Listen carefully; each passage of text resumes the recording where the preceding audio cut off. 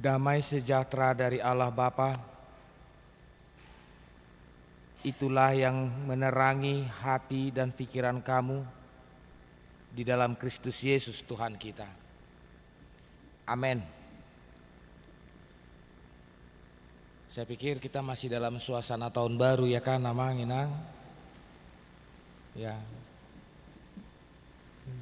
Saya ingin menyampaikan selamat tahun baru bagi kita semua.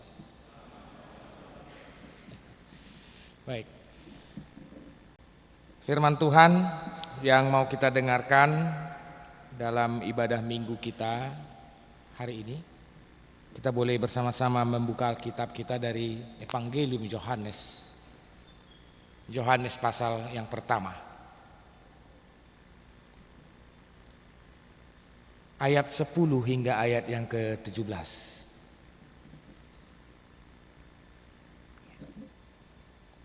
Di dalam terang topik minggu kita hari ini, dari kepenuhannya kita menerima kasih karunia. Saya akan membacakan bagi kita semua. Yohanes pasal yang pertama ayat 10 hingga ayat yang ke-17. Inilah yang dituliskan. Ia telah ada di dalam dunia dan dunia dijadikan olehnya. Tetapi dunia tidak mengenalnya.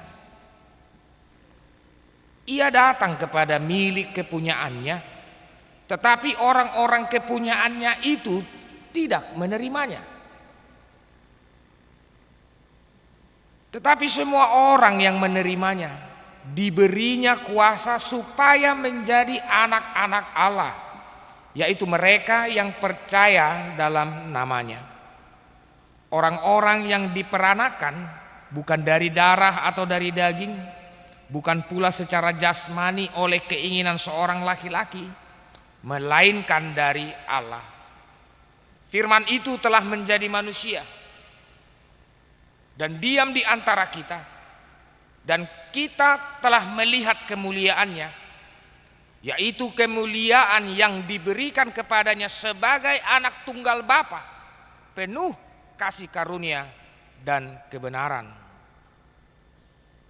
Yohanes memberi kesaksian tentang dia dan berseru, katanya, inilah dia yang kumaksudkan ketika aku berkata, kemudian daripadaku akan datang dia yang telah mendahului aku, sebab dia telah ada sebelum aku. Karena dari kepenuhannya kita semua telah menerima kasih karunia demi kasih karunia. Sebab hukum Taurat diberikan oleh Musa, tetapi kasih karunia dan kebenaran datang oleh Yesus Kristus. Sampai di sana pembacaan firman Tuhan. Saudara-saudara yang dikasihi Tuhan Yesus Kristus, pesta Natal, perayaan Natal sudah berlalu, ya kan? Iyalah. Pesta atau perayaan Natal itu, ya kita boleh saja Natal, tetapi menurut waktu yang ditentukan, bahwa pesta atau perayaan Natal itu telah kita laksanakan di bulan Desember yang lalu, ya kan? Natal sudah berlalu. 2025 pun sudah berlalu. Sekarang sudah tanggal 4. Tanggal 1 sudah berlalu, tanggal 2 sudah berlalu. Semuanya akan berlalu. Tetapi seperti firman Tuhan hari ini mengatakan, seperti topik minggu kita ini, walaupun hari-hari berlalu, walaupun tahun berlalu, walaupun juga Natal telah berlalu, tapi kasih karunia Tuhan tidak akan pernah berlalu. Kasih karunia Tuhan tidak akan pernah berlalu. Dan dia telah memberikan kepada kita beragam karunia. Kita ini adalah orang-orang yang dianugerahkan berlimpah-limpah karunia. Kalau ada yang ingat khotbah minggu lalu, khotbah Natal yang kemarin, karena saya pendeta, saya pasti ingat apa yang saya khotbahkan, kan begitu. Ya. Kalau ada di antara kita yang mengingat di hari Natal tanggal 25 kemarin, itu berbicara tentang karunia Tuhan. Apa yang Dia karuniakan kepada kita? Immanuel. Dia mengaruniakan penyertaan yang selalu terus menerus kepada kita itu. Kalau di tanggal 31 kemarin, tanggal 31 dalam ibadah malam itu, apa yang Dia karuniakan kepada kita? Dia mengaruniakan damai sejahtera untuk menyertai kita di hari-hari yang akan datang di tahun 2026 ini. Dan hari ini kita berbicara lagi tentang karunia. Apa itu karunia?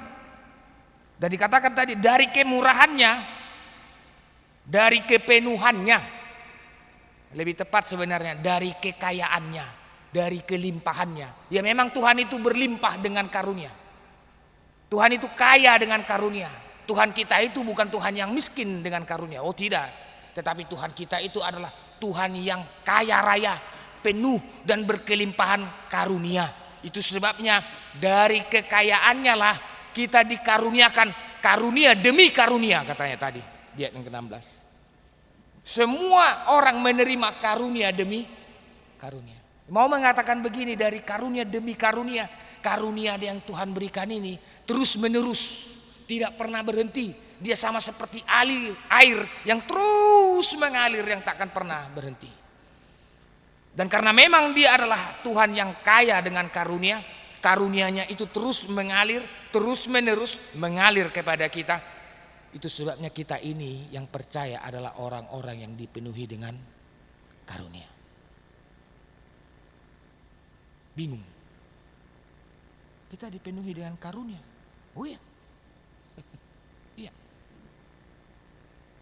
Kata karunia ini kalau Andar Ismail ya, Andar Ismail, kalau ada yang pernah kita membaca-baca buku Pendeta Andar Ismail dalam bukunya Selamat Berkarya.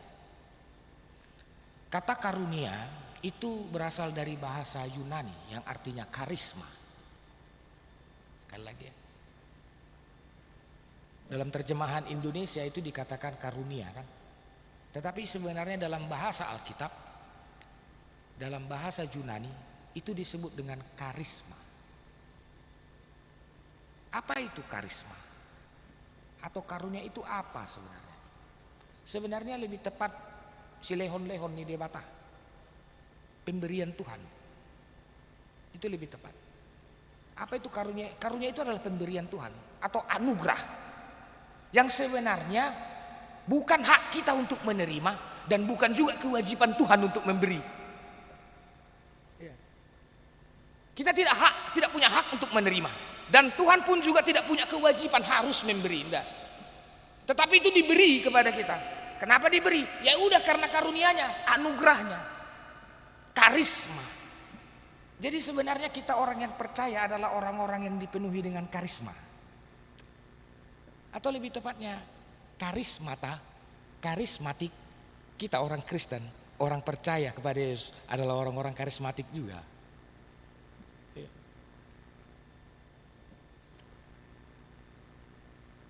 Kita adalah orang-orang yang dipenuhi dengan karisma. Dan ketika Dia datang ke dunia ini, sesuai dengan firman Tuhan hari ini kan, Dia datang ke dunia di ayat 10. Kita boleh memperhatikan, Dia ada di dalam dunia, Dia datang kepada dunia, tetapi dunia tidak mengenalnya. Tidak hanya tidak mengenal, di ayat 11 lagi dikatakan, bahkan ketika Dia datang ke dalam dunia, Dia tidak diterima.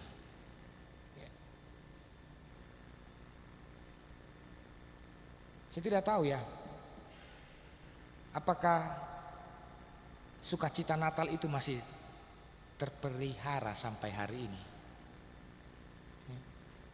Saya juga nggak tahu apakah kita juga mensyukuri Natal yang sudah berlalu itu. Dan apakah makna Natal itu betul-betul ada dalam hidup kita. Ini perlu menjadi pertanyaan dan perenungan kita.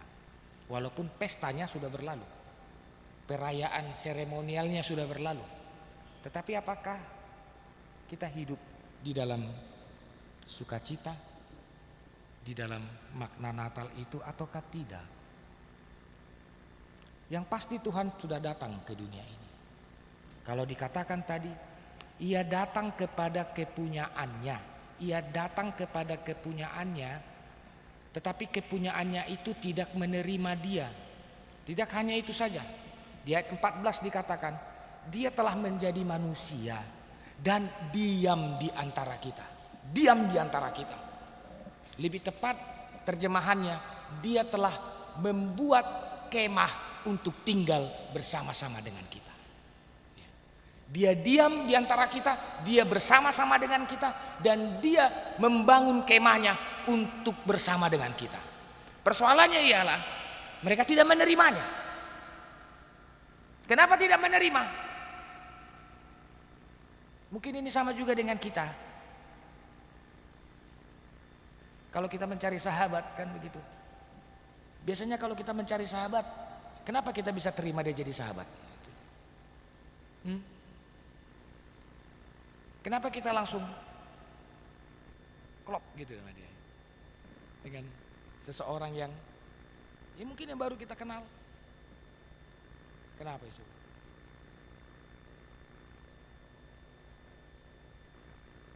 Kenapa? Bisa saja satu karena kita punya kesamaan, gitu kan? Kita punya kesamaan hobi, kita punya kesamaan kesenangan, kita punya chemistry yang sama, mungkin begitu ya. Kayaknya nyambung saja. Karena ada kesamaan. Itu loh. Persoalannya begini, kenapa dia yang datang ke dunia ini, dia yang datang diam bersama dengan kita dan membuat kemahnya untuk tinggal bersama dengan kita. Kita menolaknya. Karena apa? Karena dia tidak sama dengan kita, itu saja. Dia tidak sama dengan kita. Di mana letak ketidaksamaannya? Ya iya, dia bukan dari dunia, dia dari atas, kita di dunia. Dia bukan dari dunia ini dan dia bukan diciptakan oleh dunia ini. Sehingga dia berbeda dengan kita. Dia pencipta, kita ciptaan. Itu. Kita berbeda dengan dia. Dia tidak berasal dari dunia ini. Bahkan sebenarnya dia berbeda dengan kita. Kalau namanya sudah berbeda, kalau sudah berbeda, ada yang perbedaan yang baik ya. Tetapi ini persoalannya karena berbeda bertentangan. Bertentangan.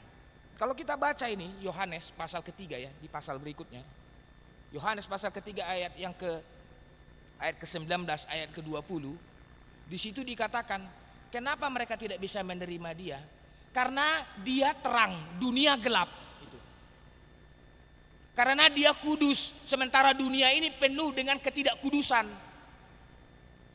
Dia berbeda. Dan perbedaannya itu mencolok dan saling bertentangan. Ya namanya juga sudah saling bertentangan. Sehingga dunia menolak dia, kan begitu. Masih ingatkah bangsa Israel ketika berada, itu bangsa Israel waktu baru keluar dari Mesir? Masih ingat peristiwa itu?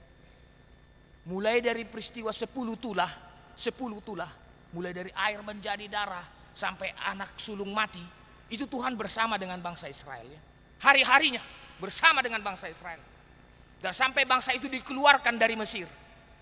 Tidak hanya itu, Tuhan terus menyertai mereka sampai mereka berjalan, laut terbelah dan sampai mereka ke Sinai. Tuhan terus menyertai mereka, bersama dengan mereka, setiap saat ada selalu bersama dengan mereka dan berkemah dengan mereka. Pertanyaannya, mereka terima? Tidak. Terganggu mereka, ada Allah di sana. Terganggu. Itu sebabnya tanda penolakan mereka kepada Tuhan waktu di Gunung Sinai itu mereka membuat berhala dari anak lembu emas. Tuhan bersama dengan mereka setiap. Tidak hanya itu saja, walaupun mereka sudah mengecewakan Tuhan, Tuhan sudah kecewa. Sampai mereka membuat berhala dari patung lembu emas itu, tetapi Tuhan tetap menyertai mereka berpuluh-puluh tahun selama melintasi padang gurun itu. Tuhan tetap menyertai mereka. Ya. Apa yang mau dikatakan? Walaupun dunia tidak mengenalnya, walaupun dunia menolak dia, walaupun dia berbeda dengan dunia, dunia tidak suka, tidak terima, tidak senang, dia tetap datang. Mau tidak mau, dia tetap datang. Suka tidak suka, dia tetap datang. Tolak atau terima, dia tetap datang kok. Ya kan? Kenapa dia tetap datang? Karena dia tahu yang terbaik bagi manusia. dia terbaik, dia tahu, dan itu yang dia pilih. Dia memilih posisi yang terbaik, memberi yang terbaik untuk kita terima, dan itu yang lebih baik. Dan yang lebih baik ialah dia datang. Benar? Iya kan? Lebih baik dia datang. Iyalah. Persoalannya ialah dia telah datang. Di mana kita berdiri? Apakah kita berdiri di posisi yang menolak dia? Ataukah kita berdiri di posisi yang menerima dia? Oh, kalau kita mungkin menjawab, ya pasti menerimanya Lamang Pendeta, ya kan?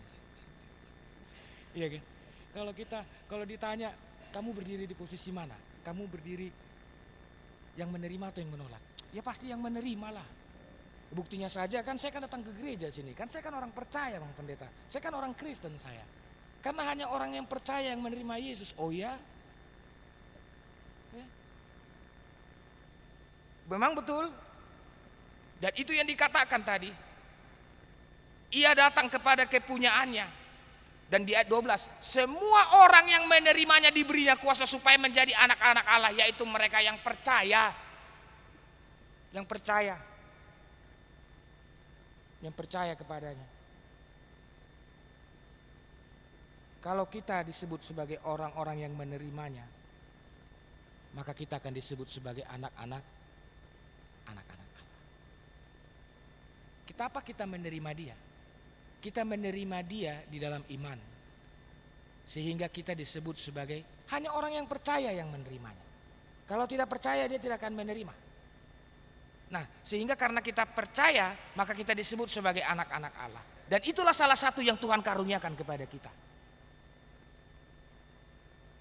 Itu salah satu yang Tuhan karuniakan kepada kita. Kita dijadikan anak-anaknya. Di ayat 13 dikatakan, ayat 13, anak-anak yang bagaimana? Bukan secara biologis, bukan secara jasmani, bukan secara geologis, ya, genealogis ya, bukan. Tetapi orang-orang yang diperanakan bukan dari darah, bukan dari daging, bukan karena nafsu manusia, keinginan hasrat laki-laki, bukan karena itu, bukan karena darah, daging, tetapi karena Allah. Allah lah yang melahirkan kita, yang membuat kita terlahir. Itu sebabnya kita berasal dari Allah. Dan kita ini adalah anak-anak Allah. Setiap orang yang percaya akan disebut sebagai anak-anak Allah. Kita punya identitas baru, kita punya status baru. Kita boleh dulu baca di dalam Roma 8, kita boleh buka sama-sama dulu. Roma 8. Saya akan baca dari ayat 14. Roma 8 ayat 14 ya. Semua orang yang dipimpin Roh Allah adalah Roma 8:14. Ini ngantuk lapar atau gimana? Saya nggak ngerti ini sebenarnya. Semua orang yang dipimpin Roh Allah adalah anak Allah. Itu ya. Yang dipimpin oleh Roh Allah adalah anak Allah. Yang percaya kepada Allah adalah anak Allah. Sebab kamu tidak menerima, kamu yang sudah menerima Roh Allah, yang sudah disebut sebagai anak Allah, kamu itu sebenarnya tidak lagi menerima roh perbudakan yang membuat kamu takut, membuat kamu menjadi takut lagi. Tetapi kamu telah menerima roh yang membuat kamu, menjadikan kamu menjadi anak Allah. Sehingga karena kamu anak, maka kita layak untuk menyebut Tuhan itu, Ia Aba, Bapa. Aku anaknya dan dia Bapa, ya. Dan roh itu bersaksi bersama-sama dengan roh kita bahwa kita ini adalah anak-anak Allah. Dan jika kita ini adalah anak, ini lagi yang Tuhan karuniakan, berlimpah karunia. Kalau kita ini anak, maka kita ini pun juga adalah ahli waris. Wah, kita ini adalah ahli waris. Maksudnya orang-orang yang mempunyai hak untuk menerima janji-janji Allah dan akan menerima bersama-sama dengan Kristus kelak. Ini Tuhan karuniakan kepada kita. Pertanyaannya, Sungguhkah kita menyadari diri kita sebagai anak-anak Allah? Itu dulu. Atau iya Mang, ya memang ya gue anak Allah Mang Pendeta, saya anak Allah, saya percaya kepada. Pertanyaannya, sadarkah kita? Apa buktinya? Apa tandanya kalau kamu itu anak Allah? Yang menunjukkan kamu percaya? Pernahkah kita merenungkan ini?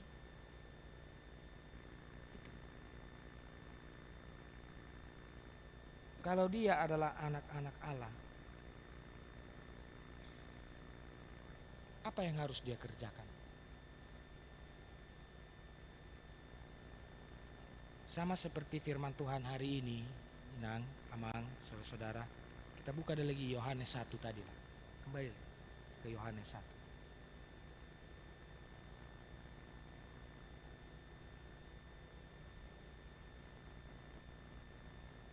Di ayat 12, perhatikan baik-baik kata-kata yang tertulis di sana. Semua orang yang menerima Yesus diberi apa? Kuasa. Garis bawah itu, kuasa. Kuasa untuk menjadi anak-anak Allah. Kuasa.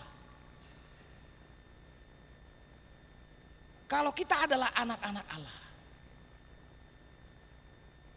dan kita punya kuasa, ini kuasa yang bagaimana ini? Jangan-jangan kita tidak pernah menyadari akan kuasa itu.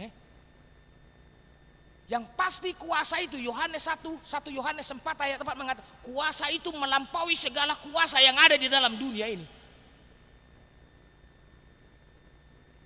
Kamu yang percaya telah menerima kuasa, dan kuasa itu melampaui segala kuasa yang ada di dunia ini.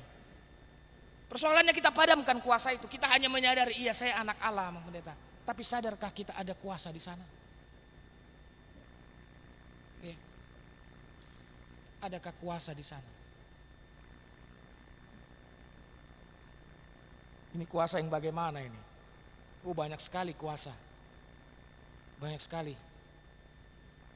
Salah satu kuasa itu ialah kuasa untuk melakukan yang baik, melakukan yang adil, melakukan yang benar, dan melakukan apa yang menjadi keinginan Tuhan. Itu salah satu. Itu. Tahu apa yang Tuhan inginkan untuk kita kerjakan.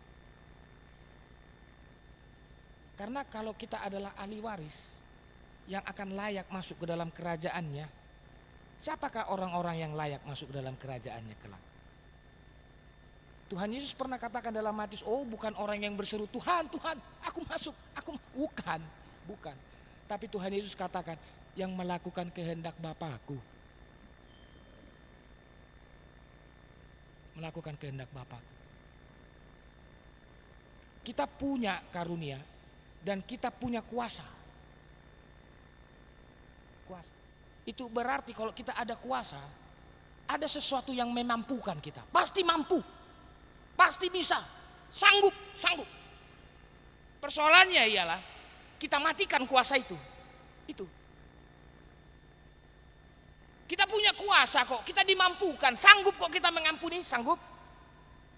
Contoh saja dulu, sanggup kan? Persoalannya mau? Kita matikan kuasa itu kan? Itu logikanya, sama aja. Kita sanggup, mampu kok bikin yang baik, bikin yang benar, bikin yang adil, bikin yang Tuhan tahu kita, sanggup. Persoalannya mau. Tapi katanya anak Allah. Itu. Oleh karena itu saya pikir hari-hari kita ke depan, untuk mengisi hari-hari di tahun 2026 ini, kobarkan karunia Tuhan yang ada padamu itu. Kobarkan kuasa Tuhan yang sudah kamu terima, kuasa sebagai anak-anak Allah. Amin. Jangan padamkan kuasa itu. Jangan padamkan kuasa itu. Tapi latihlah dirimu semakin sempurna di dalam kuasa itu. Supaya apa?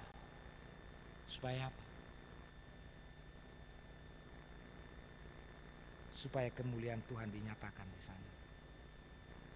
Oleh karena itu saudara-saudara yang dikasihi Tuhan Yesus Kristus,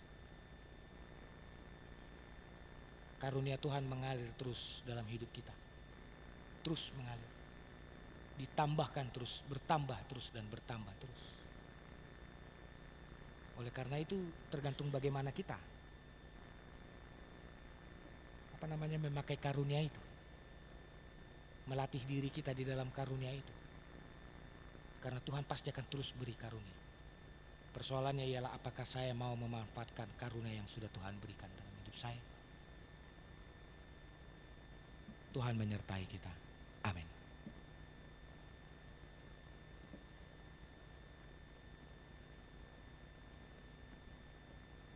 Terima kasih untuk firman yang dapat kami dengarkan hari ini. Bahwa Engkau mengingatkan kami bahwa kami adalah anak-anak-Mu yang telah menerima karunia.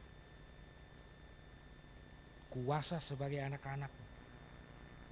Dan biarlah kuasa itu terus bekerja dalam diri kami. Dan menunjukkan buah-buah dari kuasa itu.